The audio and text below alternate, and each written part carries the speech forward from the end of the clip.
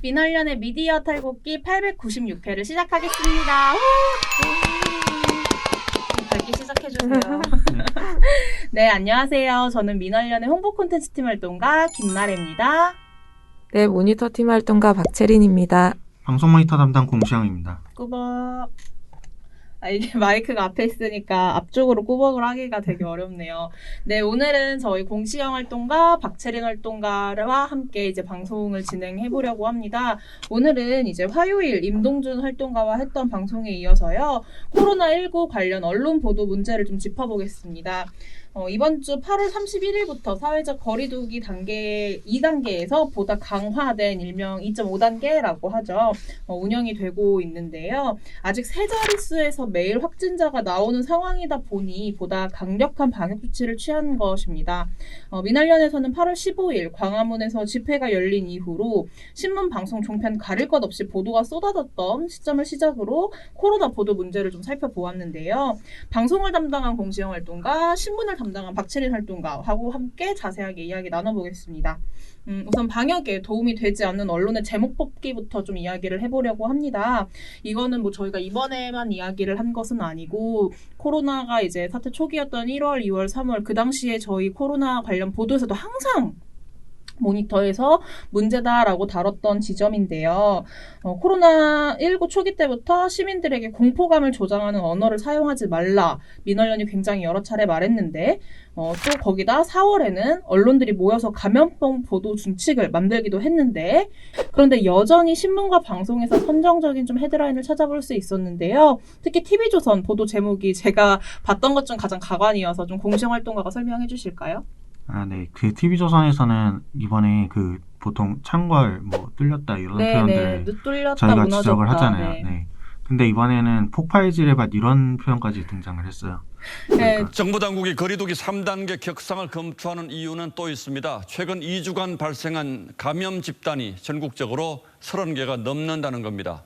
특히 사랑제일교회나 광화문 집회와 관련 없는 집단 감염이 잇따르고 있다는 게 큰 문제입니다. 여기서 끊지 못하면 동시다발적 확산 위험이 있기 때문입니다. 송민선 기자가 취재했습니다. 그렇습니다.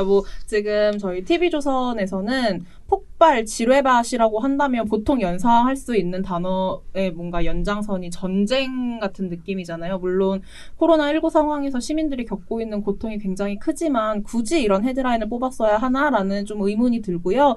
저희가 이게 TV조선이 공포 이런 단어뿐만이 아니라 폭발, 지뢰밭 이런 선정적인 좀 단어를 사용해서 상대적으로 이제 모니터 보고도 정리된 걸 보면은 신문은 조금 더 나쁜 단어를 쓰지만 침착했다라는 생각이 들긴 했어요. 순간적으로. 하지만 결과적으로는 개수는 방송보다 훨씬 많았고요. 단어 사용도 감염병 보도 준칙에서는 쓰지 말라라고 이야기했던 좀 단어들을 찾아볼 수 있었습니다.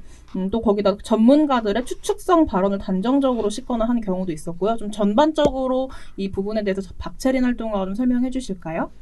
네, TV조선의 폭발 지뢰밭은 이길 수 없을 것 같은데 신문도 네. 만만치 않게 문제적 단어가 여전히 사용이 됐고 또 많았습니다.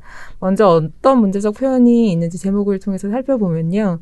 당국 7시간 주고 기숙학원 퇴소 지시, 대형학원 대혼란, 전국이 뚫렸다, 방역 방해된 체포 구속, 원주, 청주 등 수도권 인접지역 감염 패닉 등과 같은 제목이 있었는데요. 네. 또 수치를 한번 짚어드리면 8월 20일부터 24일까지 6개 중앙일간지와 2개의 경제일간지를 확인한 결과 매일경제는 5건, 한국경제는 3건, 한국일보 3건, 조선일보, 동아일보 2건, 중앙일보 1건의 문제 제목이 확인이 됐습니다. 네. 이런 패닉이나 공포 같은 제목을 매일 접하다 보면은 네. 차분해할 순간에도 뭔가 두려움에 휩싸일 수밖에 없는데요. 좀 사안의 심각성을 전달할 필요는 있지만 불안을 부추겨서는 좀 안 된다라는 생각이 들었습니다. 네. 그러니까 아까 나온 아까 감염병 보도 준칙을 말씀하셨는데 네네. 이게 사실 올해 막 부랴부랴 만든 게 아니라 작년부터 초안을 완성해 놓고 올해 코로나 때문에 이제 이걸 빨리 만들어야겠다 해가지고 초안을 가지고 그래요? 기자들 불러 모아서 안에 낸 거거든요. 그러니까 이건 이게 또 몰랐던 이야기네요. 네, 그러니까 이제 이미 작년부터 기자들이 벌써 특히 과학 기자들 중심으로 네. 이런 자극적인 표현 좀 쓰지 말자 이런 논의가 스스로 기자들 사이에서 나왔던 거고 그게 올해 마침 코로나랑 맞물려 가지고 네. 그 감염병 보도 지침이 나온 건데 자기들이 만들자고 해놓고 이거 안 지키고 있으면은 어쩌자는 건지. 저희 매번 말하잖아요. 만들기만 하고 막상 실행하는 거에 있어서는 지지부진하다라는 이야기를 굉장히 많이 하고 있는데 네, 지금 말씀해주신 내용들 이제 종합적으로 보자면 저희 워낙 많이 이야기해서 좀 지겨우실 수도 있을 것 같아요. 코로나 재발 관련해서 이 심각성을 전하는 건 좋지만 괜히 공포감을 조장하고 불안감을 조성하는 그런 단어들을 사용해서 부추기지 말자. 좀 차분하게 이 사안에 대해서 방역 중심으로 좀 대응할 수 있도록 시민들에게 정보 제공하고 이런 쪽으로 보도를 해라라고 했는데 제목부터 이렇게 좀 자극적으로 뽑는 지점을 다시 한번 확인해 볼 수 있었고요. 그리고 제가 그 내용상에 있는 문제에 네네. 대해서도 한번 지적을 할게요. 그러니까 앞에선 제목 중심으로 얘기를 네네. 했다면은 이제 일부 전문가의 추측성 발언이나 네네, 네, 그렇습니다. 본문에 등장하지 않는 내용을 제목에 사용하는 경우도 있었는데요. 그러니까 동아일보 8월 22일 방역 조치 제대로 안 하면 일주일 뒤 하루 뒤 1,000명 이상 확진이라는 기사를 썼습니다. 네. 그래서 본문을 막상 살펴보면은 이제 전문가 한 사람의 발언을 그대로 인용을 한 건데 이제 이 교수는 최악의 상황을 과정을 해서 말한 거예요. 근데 이거를 제목에 써서 좀 불안을 가중시킨 측면이 있고요. 또 조선일보 8월 22일 하루 확진 324명 전국 다 퍼졌다라는 기사가 있는데요. 이제 전국에 다 퍼졌다라고 적시를 해서 전국 확산이 사실인 것처럼 표현을 했는데 사실 본문을 살펴보면은 전국 확산과 관련된 내용은 없었습니다. 이런 부분만 봐도 제목뿐만 아니라 내용까지 같이 비교를 해보면은 얼마나 좀 잘못된 보도를 하고 있는지 더 구체적으로 확인할 수 있습니다. 네. 근데 방역 조치 제대로 안 하면 하루 1,000명 확진 이거는 방역 당국에서 했던 얘기이기 때문에 네, 저도 이 지점에 대해서는 뭐 정은경 질병관리본부장도 방역을 열심히 제대로 하지 않으면 800명에서 뭐 2,000명까지 하루 확진자가 나올 수 있다 이런 이야기를 했었기 때문에 뭔가 충분히 전문가들이 이런 발언을 할 수는 있겠죠. 그런데 굳이 이거를 제목으로 뽑아서 보도를 약간 이제 뭔가 공포감 확산을 조장하느냐라는 의미에서 신문팀에서 이렇게 뽑으셨던 게 아닐까? 좀 그런 생각이 드네요. 네, 그래서 막상 실제로 이제 중앙방역대책본부가 발표한 결과를 보면 일주일 뒤에 네. 살펴보니까 코로나19 신규 확진자는 371명이었습니다. 네, 좀 그런 지점에서 차이가 있죠. 근데 그게 방역 조치를 제대로 해서 그렇게 된 건지는 이제 아무도 모르게 된 거죠. 어쨌든 결과는 300명 나왔으니까. 그게 수치 모델을 네. 바탕으로 아마 분석을 한 걸 거예요. 네네. 그래서 최악의 경우를 우리가 고려할 필요도 있지만 그거를 제목에 사용했을 경우에는 불안감이 더 가중되는 거잖아요. 그래서 저는 이런 부분을 충분히 최악의 상황을 가정해서 이런 것들을 가정해서 고려했을 때 이런 수치다라고 본문에서 적어줄 수는 있지만 제목에서 딱 1,000명 숫자에 꽂히잖아요. 네네, 그래서 그쵸. 그런 부분은 고려해야 된다고 생각을 합니다. 네, 공시영활동가랑 박채린 활동가가 이렇게 정리를 또 해주었고 살짝 뭐 이견이 있는 지점에 대해서도 서로 좀 의견을 나눠봤는데요.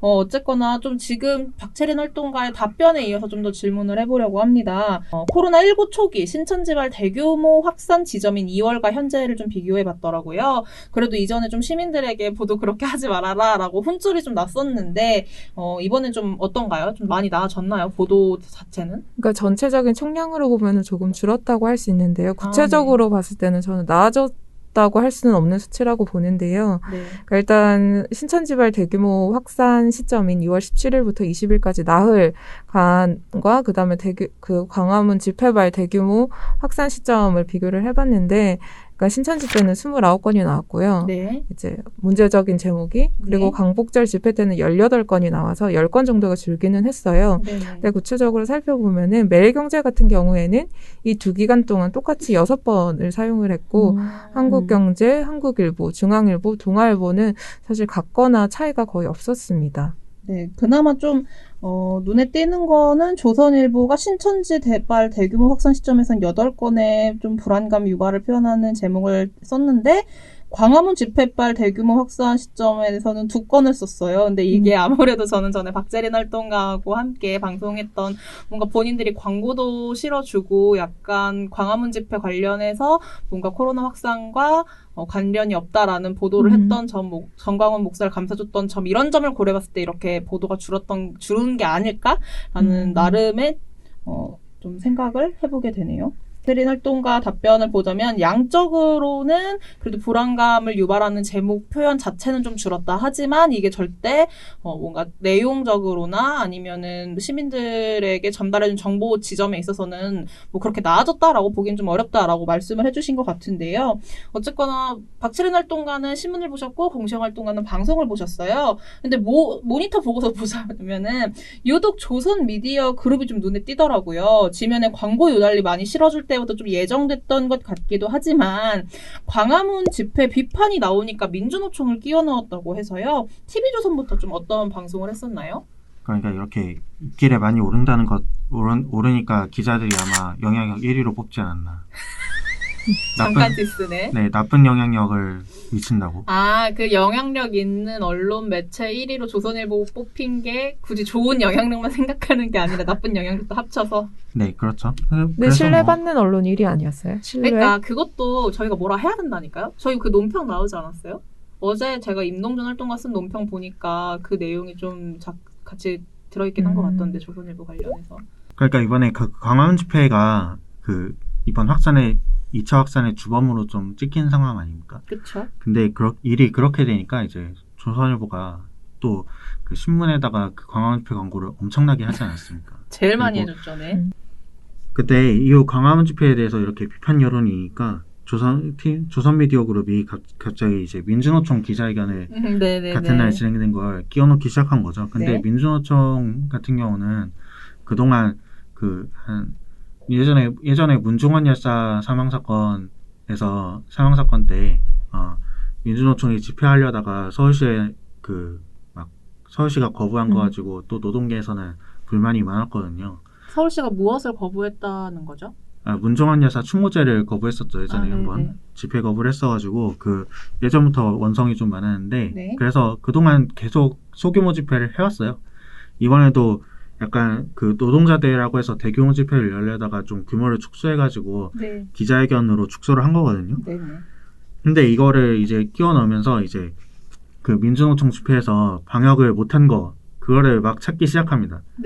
그래서 TV조선이 그 천신만고 끝에 찾아낸 방역 못한 장면. 그게 뭐였냐면 그 페이스 쉴드라고 있잖아요. 저번에 총선 때 후보들이 많이 썼던 유세하면서 페이스 쉴드라고 얼굴 이렇게 가리는 약간 투명한 가림막 같은 거 말씀하시는 거죠? 선캡 내린 것처럼 돼 있는 거. 그거를 쓰고 마스크를 내렸다. 이게 방역 위반을 찾아낸 유일한 거고요. 기껏 찾아낸 장면. 그러면서 구호를 외쳤다. 이게 이렇게 해가지고 그 민주노총 집회도 급속좌파가 가능하다 이렇게 보도를 했어요. 사랑제일교회 전광훈 목사가 참석한 보수단체 집회와 인근의 민주노총 집회에 대해 정부 여당이 다른 기준을 적용하는 거 아니냐 이런 논란이 커지고 있습니다. 야당은 이중잣대라고 지적하고 진영 행안부 장관도 민노총도 조사할 필요가 있다는 취지로 답변을 했는데 당시 두 집회가 어떤 부분이 비슷하고 어떤 부분이 달랐는지 정치부 최지원 기자와 자세히 따져보겠습니다. 방역 수칙을 잘 지켰는지도 한번 따져보죠. 자, 정광훈 목사가 마스크를 턱에 쓰고 연설을 하면서 그게 문제가 됐었는데 민노총 집회에서는 방역 수칙이 제대로 지켜졌습니까? 네, 민주노총 참가자들은요. 지금 사진으로 보시는 것처럼 이 마스크와 페이스 쉴드를 모두 착용을 했습니다. 이 집회 전에는 발열 체크와 소독도 했다고 하는데요. 하지만 지금 보시고 있는 것처럼 집회 도중에는 다닥다닥 붙어서 서 있는 모습과 또 마스크를 턱에 내리고 단체 구호를 외치는 모습들을 볼 수 있었습니다. 그러니까 이제 방역 수칙을 잘 지키지 않았던 장면들도 있었다 이렇게 볼 수 있는 건데 진짜 웃긴 건 뭐였냐면 TV조선이 자기가 별로 안 웃긴 것 같은데. 네, 말씀해 주세요. TV조선이 이것도 들어가는 거예요? 네. 마이크 앞에서 하는 건 다 들어갈 수 있죠. 당황했어. 네, 말씀해 주세요, 빨리. 네, 정말 웃긴 거는 TV조선이 며칠 전에 자기가 광화문 집회 집회를 강화문 집회 인원을 다르게 보도를 합니다. 아, 그러면 원래 뭐 처음에는 뭐 엄청난 인파가 몰렸다 이런 식으로 하다가 좀 인원 수를 줄인 건가요? 아니면 그 반대인가요? 줄인 거죠. 줄이면은 좀 더 비난이 줄어드니까. 그래서 강화문 집회가 열린 날에 TV조선이 약간 이거를 띄워주려고 네. 그 강화문 집회에서 5만 명이 모여서 막 정부 비판을 했다 이런 식으로 보도를 했거든요. 네네. 그래서 이때는 5만 명이라고 보도를 했는데 그 민주노총 집회를 걸고 넘어져야 할 때가 되니까 이렇게 보도를 합니다. 방역 당국은 주최 측 추산 5만 명이 모인 집회라 추가 감염 가능성을 우려하고 있습니다. 참석 인원은 어떻게 달랐습니까? 네, 이날 민노총 추산한 2,000명이 집회에 참석을 했는데요. 그런데 이날 자유연대 등 보수단체가 신고한 광화문 집회 참석 인원도 똑같은 2,000명이었습니다. 물론 실제 참석 인원은 광화문 집회 쪽이 더 많긴 했지만요. 민노총 집회에서도 확진자가 나온다면 급속한 전파가 예상되는 큰 규모였던 겁니다. 아, 그러면은 이전에는 약간 문재인 정부 비판, 어쨌거나 그 집회에서 주로 이야기했던 게 문재인 대통령을 탄핵해야 된다 이런 거다 보니 뭔가 지금 많은 시민들이 지금 현 정부에 대해서 굉장히 뭐 비판의 목소리가 거세다라는 지점을 강조하고 싶었을 땐 5만 명이나 모였습니다 하다가 막상 코로나 관련 문제로 언론이라든지 시민들에게 굉장히 비판을 받을 것 같으니 그때는 5만 명에서 갑자기 2천 명으로 줄여서 민주노총이랑 비슷한 규모로 이제 집회가 열렸었던 겁니다라고 이야기를 했다. 이렇게 보면 되는 걸까요? 네, 그렇죠. 네, 그렇습니다. 이어서 좀 조선일보 이야기로 넘어가 보자면요. 신문도 크게 다르지 않는데요. 그러니까 네. 좀 포인트를 짚자면은 이제 민주노총을 이용해서 좀 정부를 좀 공격하려는 기사들이 많이 보였습니다. 네. 그러니까 조선일보 8월 24일 민노총 집회는 왜 검사 안 하나 묻자 대답 못한 진영 기사에서요. 그러니까 경찰은 보수단체 집회는 해산 명령을 내렸지만 이들에겐 해산 명령조차 내리지 않았다며 정부가 이념 대결을 하고 있기 때문이다라는 그 미래통합당 의원 발언을 인용을 했고요. 네. 그다음에 중앙일보도 비슷했는데, 그러니까 고정희 기자가 21일 칼럼에서 네. 종로에는 민주노총 기자회견단도 있었는데 정부는 이들에겐 검사를 권유했다는 말은 듣지 못했다라고 적은 거예요. 그래서 네. 광화문 집회에는 막 공격하고 검사하라고 하면서 왜 그 민주노총 집회는 그렇지 않으냐, 그건 정부가 약간 편향되어 있는 거 아니냐, 진영 논리 때문에 그러는 거 아니냐라고 하면서 뭔가 방역조차도 이런 재난조차도 정부가 뭔가 진영 논리에 빠져 있다 이런 네. 비판을 하는 기사를 찾을 수 있었고요. 네. 그리고 조선일보는 아닌데, 그러니까 문화일보랑 서울신문에서 네. 민주노총 관련 오보가 나왔어요. 아, 또 오보가요? 네, 미디어오늘 기사를 보고 확인을 한 건데, 그러니까 네. 민주노총 방역 거부 보도는 오보였다라는 기사가 26일 나왔는데, 이제 이 기사에 따르면은 8월 25일 문화일보랑 서울신문이 민주노총의 강북절 집회 참가자 2,000명 명단 제출을 거부했다라고 보도를 했는데 확인 결과 오보로 드러났습니다. 네. 민주노총에 따르면은 이제 24일부터 중앙방역대책본부하고 논의를 시작했고 명단 제출에 협의를 해왔다고 해요. 네. 그리고 26일 날 이거를 결정을 한 건데 이제 문화일보랑 서울신문이 이런 부분을 확인하지도 않고 그냥 오보를 쓴 것이죠. 그러네요. 민주노총 측에 전화 한 번이라도 해봤으면 그게 사실인지 아닌지도 좀 확인을 해볼 수 있었고 얼마든지 뭐 추가적으로 취재를 해봐서 팩트체크를 할 수 있었는데 그런 거 없이 좀 보도를 하다 보니 이런 오보가 난 것 같습니다. 근데 사실 이런 걸로 민주노총이 거론된다는 것 자체가 약간 프레임 전환의 시도고 네. 그렇죠. 사건을 좀 비틀려는 거거든요. 왜냐하면은 원래 감염병이 특정 집단에서 확산이 될 때 특정 집단에 대한 비난을 네. 하지 말자 이런 거는 이제 원론적으로 맞는 주장이잖아요. 네네. 근데 사랑제일교회 같은 경우에는 이미 그 사랑제일교회에서 확진자가 8월 초에 집단 감염이 발생해서 확진자가 몇백 명씩 나오고 있는데 네. 그 사람들이 그대로 집회에 가가지고 광화문 집회가 문제가 된 거거든요. 네. 근데 민주노총 같은 경우는 그런 일이 없었잖아요. 네.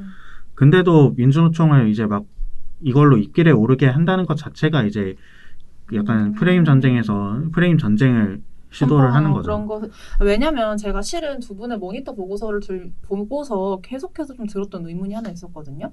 어쨌거나 결과적으로 저는 뭐 민주노총이 또 어쨌거나 지금 이 코로나 시국에 2,000명 정도가 모이는 기자회견을 한 것이 과연 잘한 일일까? 이거에 대해서는 저는 좀 충분히 비판해볼 여지가 있다고 저는 생각을 했거든요. 어쨌거나 많은 사람들이 모이는 상황이 발생을 하는 거니까 그 지점에서는 좀 비판하는 보도 충분히 나올 수 있다라고 저는 생각을 했는데 왜 두 분께서는 공통적으로 TV조선, 조선일보, 민주노총 보도가 문제라고 생각하냐 이야기를 좀 원래 물어보고 싶었거든요. 근데 이야기를 하시는 내용을 들어보니 이게 정치 쟁점화로 다시 끌고 들어가고 프레임 전환을 시도하는 지점에서 좋은 보도였다고 할 수 없다. 좀 이렇게 이해를 해봐도 되는 걸까요? 네, 맞습니다. 그러니까 아마 한겨레에서도 그런 민주노총을 비판하는 기사가 나오기는 했어요. 그러니까 네네. 지금 이 시점에 2,000명이라고 하지만 그것도 적지 않은 숫자이잖아요. 그래서 기자회견이라고 민주노총은 얘기는 하지만 사실상 저는 집회에 가까웠다고 생각을 하고 그래서 지금 이 시점에 이런 시위를 해도 되느냐는 충분히 비판할 수 있는데 그러니까 공시형 활동가가 말하셨던 것처럼 광화문 집회하고 민주노총하고 동급으로 두고 비판을 한다는 것은 사실 정치 쟁점화하고 민주노총에 대해서 좀 부정적인 프레임을 씌우려는 그런 뜻이 좀 강하게 작용했다라고 생각을 합니다. 그것보다는 광화문 집회에 대한 비난 여론이 심해지니까 물타기를 하는 거죠. 그렇죠. 그런 측면도 있죠. 제가 공시형 활동가 이야기를 들으면서 굉장히 수긍이 갔던 부분은 사랑제일교회발 이제 뭔가 확진자분들이 이거는 뭐 내가 양성도 아닌데 니네가 가짜로 양성이라고 해놓고 내가 뭐 왜 검사를 받아야 돼? 뭐 아니면 내가 왜 격리를 해야 돼? 이렇게 이야기하시는 분들이 또 집회를 가시고 했었잖아요. 좀 그런 지점에서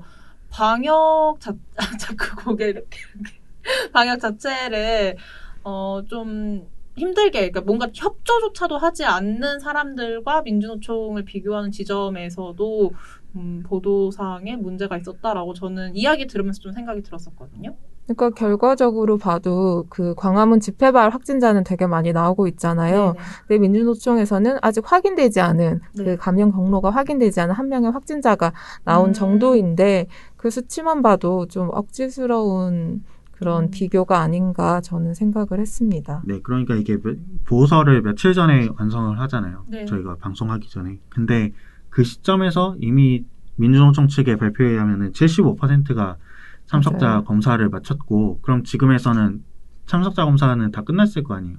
근데 그 후에도 확진자가 나왔다는 얘기가 없거든요. 어떤 의미인지 좀 이제 이야기를 종합해 보니 제 궁금증이 해결이 되는 것 같네요. 네. 저희 뭐 두 분의 이야기를 좀 종합해 보니 어느 지점에서 이 민주노총과 광화문 집회를 비교하는 보도들에 대해서 어떻게 생각해 봐야 하는지, 특히 조선미디어그룹의 이런 프레임 전환 시도하는 보도, 그리고 서울신문과 어디였죠? 문화일보 이렇게 오보를 냈던 지점도 좀 살펴볼 수 있었는데요. 다음 질문으로 좀 넘어가 보려고 합니다. 보고서 마지막 소주제, 그러니까 누가 감염병을 정치 쟁점화하는가였는데요. 앞에서 이제 박채린 활동가가 설명해 준 거에 연결선이 좀 될 수 있을 것 같습니다. 근데 뭐 이거는 정치 쟁점화 문제는 한국 언론의 굉장히 고질적인 문제란 말이에요. 뭐 여야가 코로나19 책임이 누구한테 있냐, 뭐 이거는 누가 문제였다, 어디가 문제였다, 이렇게 얘기하는 보도 너무 쏟아지고 있어서 뭐 이거는 굉장히 고질적인 문제고, 과거에도 항상 어느 주제를 가지고 와도 이런 보도들이 많이 나왔었기 때문에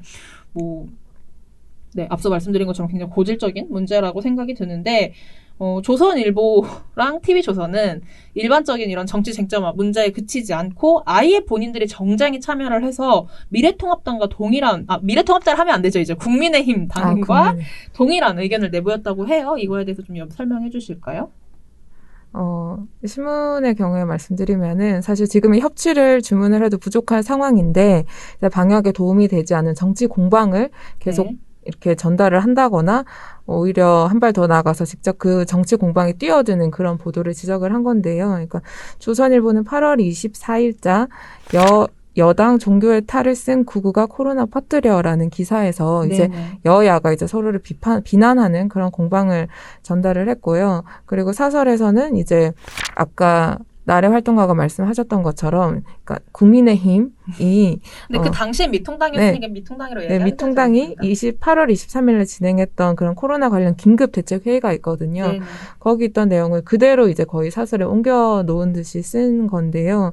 그러니까 정치적 공방은 오히려 이런 보도 때문에 더 심화되고 있고 오히려 갈등이 좀 커지는데 이런 보도가 역할을 한 것이라고 볼 수 있죠. 그래서 방역 위기 극복하는 데 도움도 안 되고 또 방역 대책을 위한 진짜 필요한 대안의 목소리를 좀 지울 수 있기 때문에 이런 부분도 지적을 하려 했습니다.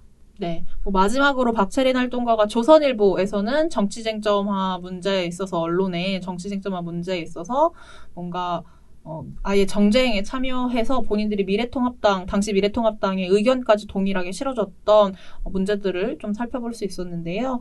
마지막으로요. 이게 조선일보하고 TV조선 이런 보도 행태들에 대해서 결국 민원련의 답은 정해져 있다. 우린 답장너다! 라고 화요일에 임동준 활동가랑 이야기를 했었는데요. 결국 저희가 할 수 있는 말은 본질에 돌아가서 방역에 도움이 되는 보도를 하십시오. 라고 저는 생각을 합니다. 이거에 관련해서 제가 이렇게 너무 원론적인 정답 같은 이야기를 했지만 두 분의 의견을 좀 덧붙여 주신다면 어떤 이야기를 해주실 수 있을까요? 아까 나래 씨가 말씀을 하셨지만 모든 걸 가져와서 정치쟁점화를 시키다 보면은 네. 결국에는 어떤 문제가 터졌을 때 이 네. 언론들은 그 문제를 해결하자는 쪽으로 보도가 되는 게 아니라 일단 상다리를 없는 쪽으로 그 보도가 되는 거거든요. 상따를 너무 적절한 표현인데. 네, 그러니까 이거는 대화로 뭘 해야 되는데 가서 상다리만 얻고 있는 거죠, 계속. 네. 언론들은. 네. 그러니까 무슨 문제가 도대체 해결이 되겠습니까? 그렇죠. 그러니까 언론들도 약간 이런 모두가 합심해서 좀 해결해야 될 필요성이 있는 부분들은 네. 좀 더 공공성에 대한 생각을 많이 해주셨으면 좋겠습니다. 네. 또 체리님도 이야기를 덧붙여준다면요? 저는 짧게 덧붙이면은 기자들이 스스로 만든 감염병 보도 준칙을 잘 지켜라 라고 하겠습니다. 정말 간결하게 얘기해 주셨는데 저희 셋 다 답정너예요. 그러니까 뭐냐면 기본을 제발 지켜라. 저널리즘의 기본 원칙으로 돌아가서 본인들이 무엇이 지금 필요한 정보이고 정말 시민들이 알아야 할 내용인지에 대해서 이야기를 해달라라는 거였는데요. 이거는 저희가 매번 말해도 매번 고쳐지지가 않으니 계속 반복적으로 말하면서 좀 지치는 부분이 있지 않나 이런 생각이 좀 드네요. 그렇습니다. 오늘 두 분 모시고 어쨌거나 그럼 결과적으로 화요일에는 종편에 대한 양적 분석 그리고 오늘은 신문 방송까지 해서 코로나19 관련해서 보도가 어떻게 나오고 있는지를 좀 살펴보았습니다. 다음 주제로 저희가 두 분을 다음 주에 모실 수 있을 것 같은 게 지금 보니까 의사들의 진료 거부 문제에 대해서 또 각 팀에서 보도를 좀 살펴보고 계시더라고요. 둘 다 하고 계신 거 맞죠? 신문 방송 둘 다. 네, 그렇습니다. 팀에서 하고 있죠. 네. 다음 주에 할 수 있을까요? 진료 거부 문제? 안 될 것 같습니다. 방송은 그렇고 신문은요? 신문은 될 수 있도록 해보겠습니다. 감사합니다. 이렇게 이 자리에서 한번 섭외를 해보려고 노력을 해봤고요. 네, 오늘 방송 여기서 마무리하고 저희 이제 댓글 한번 읽어보도록 하겠습니다.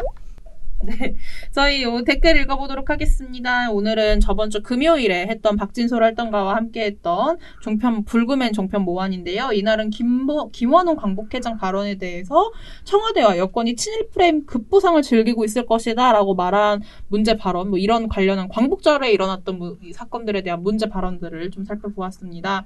댓글 한번 읽어봐 주실까요? 이혜진님의 공시활동 알려주세요. 네, 이혜진님, 미디어 탈곡교 활동가님들이 언론사들의 잘못된 정보를 바로잡는 데 얼마나 열심히 일해주시는지는 꾸준하고 좋은 콘텐츠 영상들이 말해주는 것 같습니다. 민원연의 미디어 탈곡이 항상 애청하고 있다고 말씀해 주셨고요. 정말 감사드립니다. 감사합니다. 제 친구 중에도 이혜진이라는 분이 있는데 친구한테 혹시 너냐고 물어봐야겠어요.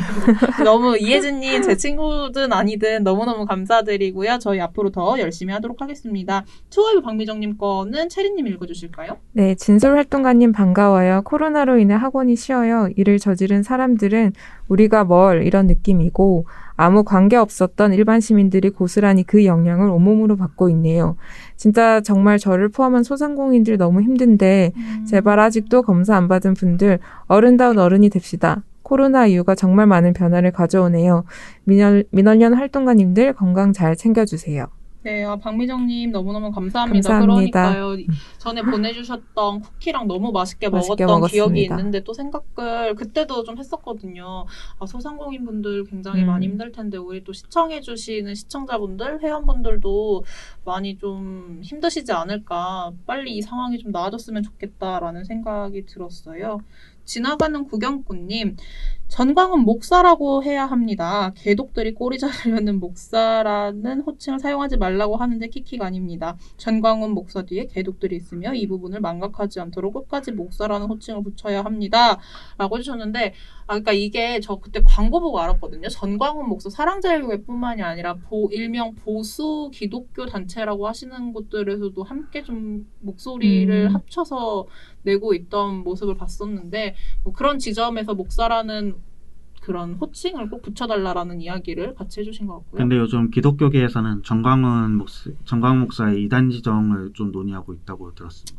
이단으로 충분히 지정할 만하지 않나? 좀 왜냐면 그게 하나님인가요? 하느님인가요? 기독교에서? 기독교에서는 하나님이죠. 하나님? 네.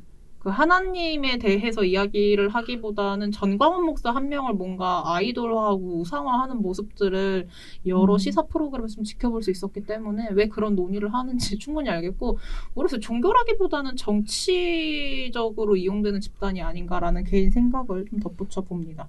김윤슬님의 댓글 공시활동가가 한번 읽어봐 주실까요? 네, 김윤수님, 친일 청산 주장이 국민 편가를 기라니 그럼 친일 청산 반대는 국민 화합인가? 친인이란 말도 바꿔야 합니다. 친인이라면 친일, 친미, 친중하고 비슷하게 일본하고 친하게 지내자고 하는 뜻 같이 들릴 수 있는데 실제로는 친일 매국노의 준말입니다. 그러니 사람들이 쉽게 무슨 뜻인지 알아들을 수 있게 친일 매국노라고 합시다.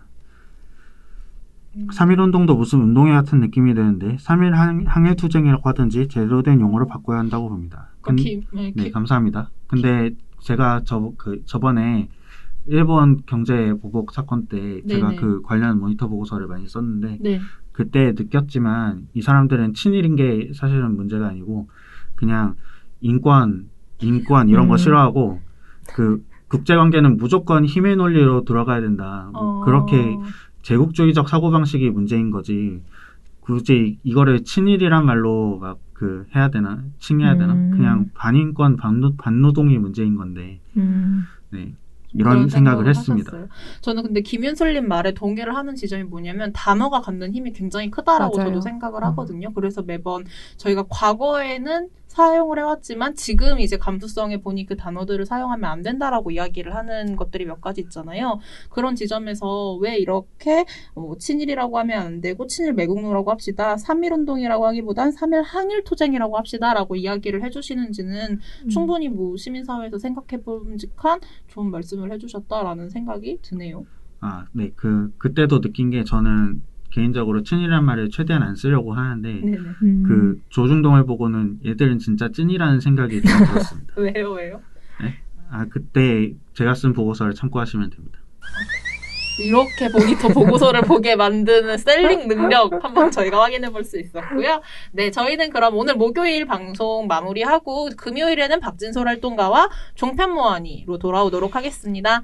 민활련의 미디어 탈곡기는 내일도 열심히 털어드리겠습니다. 탈탈탈 안녕.